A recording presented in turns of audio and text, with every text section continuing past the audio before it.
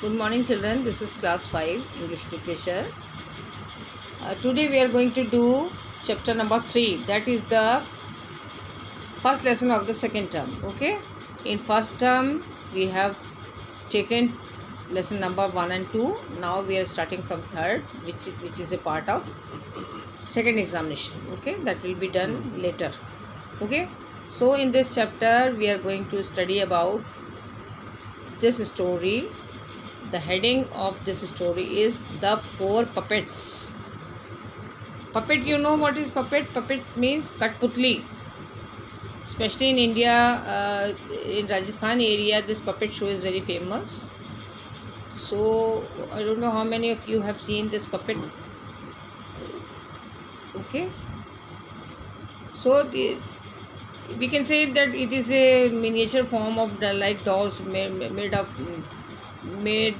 of cloth, and they tell the puppet show people, they do all the activities with the they try to show all the activities of the puppets through the strings.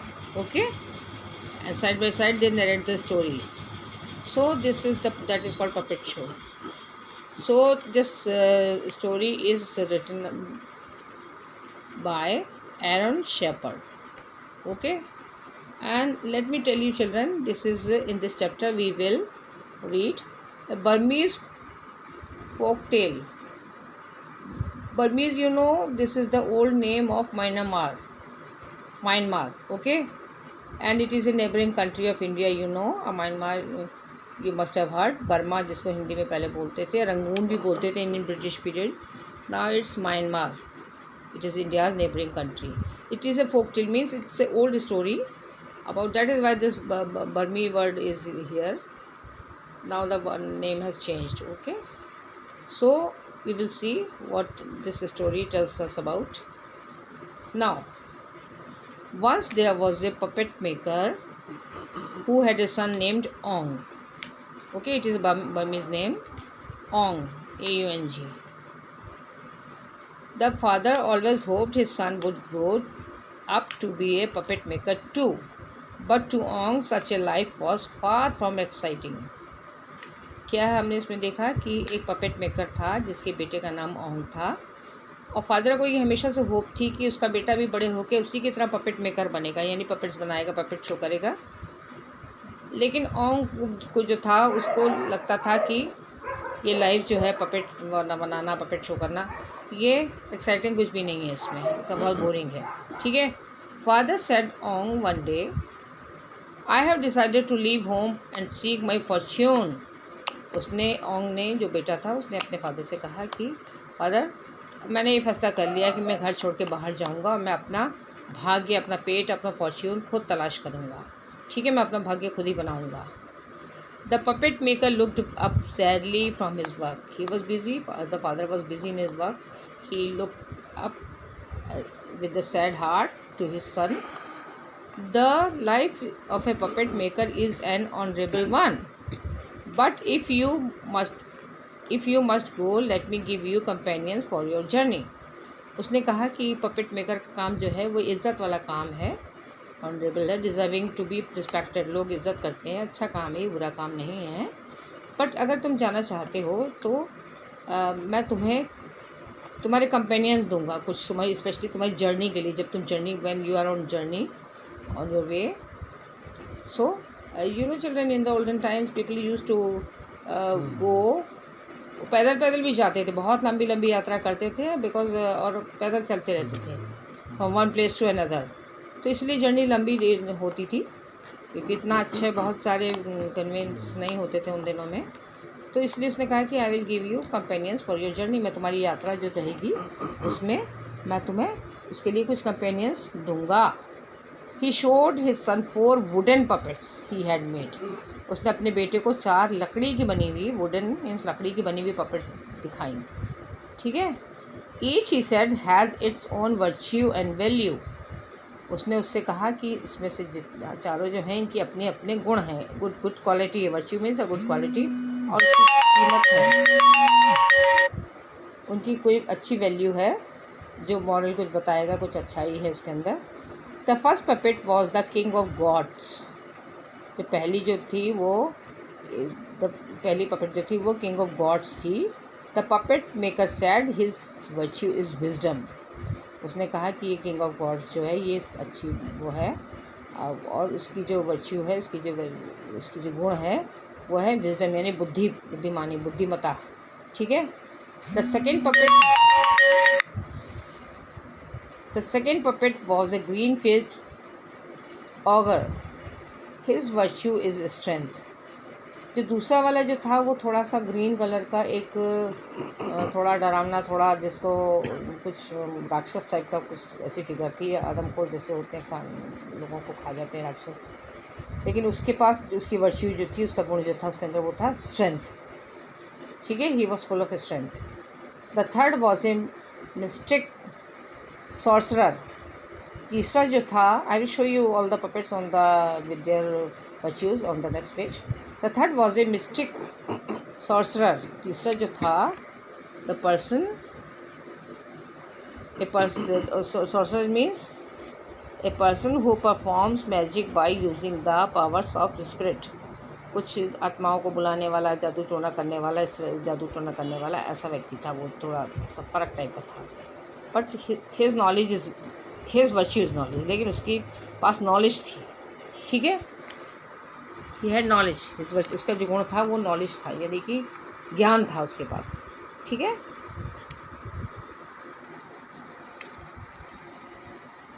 The fourth was a Holi hermit, his virtue is goodness. और जो चौथा वाला था वो एक साधु प्रवृत्ति, साधु जैसा था। A person who lives alone away from people and society, यानी कि साधु संत जैसे हो, दुनिया से अलग बिल्कुल रहने वाले साधु संत। और उसकी वर्च्यू जो थी वो गुडनेस थी, यानी अच्छाई थी उसकी। I can show you in this photograph children. See, he is carrying this 4 puppets. The number 1 is this blue color.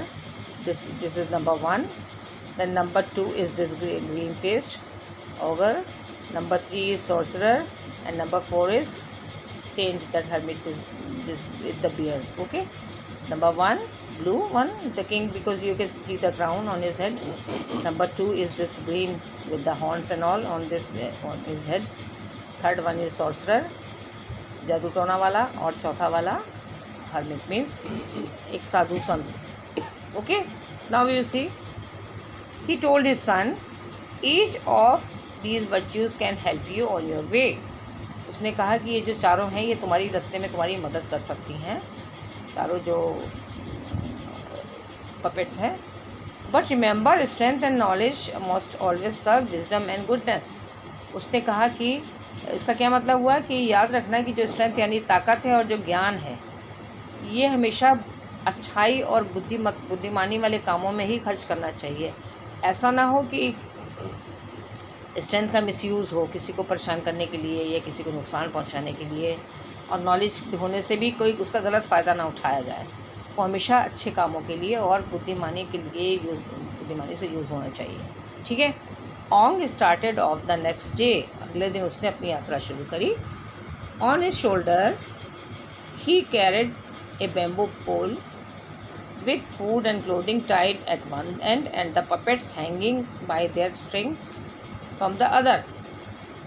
अगले दिन नेक्स्ट डे उसने क्या करा कि अपनी यात्रा शुरू करी, और उसने कंधे पे एक डंडा, बांस का डंडा लिया, पोल लिया पतला, और उसमें एक साइड पे तो उसने कपड़े में एक बड़े कपड़े के अंदर कुछ अपने पहनने वाले कपड़े और कुछ खाना रखा, और उसको गठरी बना के एक डंडे के एक साइड पे टांग दिया, और पपेट्स को उसने, चारों पपेट्स को उसने अपने जो पोल था बैम्बू, उसके दूसरी, as you can see children in the photograph that he is hanging, taking on the one side the puppets are hanging, on the other side this his clothes and food is hanging. Okay, and he's carrying the bamboo on his shoulder and holding it with his hand. Okay, so when night came, Ong found himself deep in the jungle. He stopped beneath a banyan tree. क्या हुआ, जब वहाँ उसको चलते चलते रात हो गई और उसने अब पाया कि वो एक घने जंगल में पहुँच गया है। And he stopped beneath means under A banyan means बरगद का पेड़ था, घना बड़ा पेड़ था, उसके नीचे वो पहुँच गया, रुक गया। ठीक है। This looks like a good place to sleep, he said to himself, but I wonder if it is safe. उसने उसने कहा कि ये बड़ी अच्छी जगह है, छायादार है, पेड़ है, अच्छा है, मुझे यहाँ आराम, ये अच्छी जगह रहेगी सोने के लिए। It was night time, okay, अंधेरा था, रात थी। But I wonder if it, उसके मन में एक सवाल आया कि क्या ये सेफ़ रहेगा कि मैं अंधेरे में यहाँ अकेला सो जाऊँ। Then Onge had an idea, तो उसके दिमाग में एक विचार आया, एक उपाय आया। उसने सोचा, I think I will ask one of the puppets. उसने कहा कि मैं सोचता हूँ मुझे ये पपेट्स में से पूछना चाहिए कि ये सेफ़ है कि नहीं है।